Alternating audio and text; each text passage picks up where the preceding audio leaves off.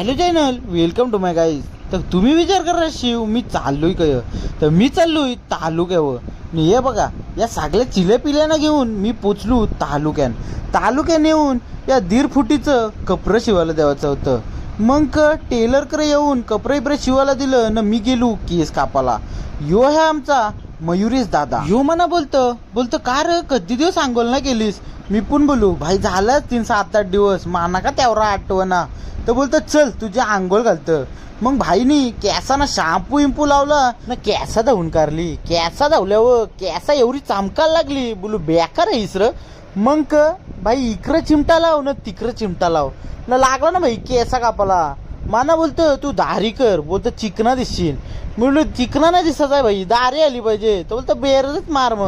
मग सगळा चिकना झालो न मग केला त्या तुम्ही पुढच्या ब्लॉगमध्ये बघा. टाटा न बाय बाय.